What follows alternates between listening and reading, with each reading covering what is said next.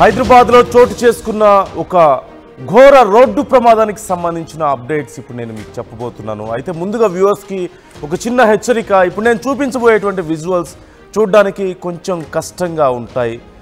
సున్నిత మనస్కులు కొంత ఇబ్బంది పడే అవకాశం ఉంటుంది. Viewers description.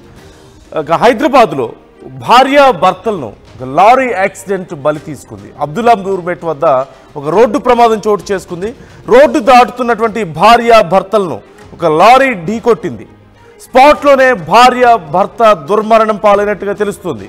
మృతులు తుప్రాన్పేటకు చెందిన వెంకటేష్, లక్ష్మిగా గుర్తించారు.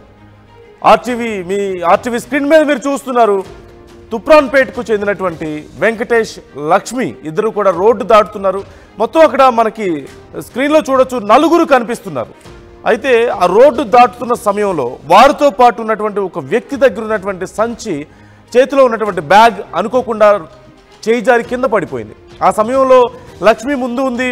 వెంకటేష్ ఒక్కసారిగా వెనక్కి వచ్చి అతనికి హెల్ప్ చేసే ప్రయత్నం చేశాడు. ఈలోపు ఒక లారీ అటువైపుగా వేగంగా దూసుకొచ్చింది.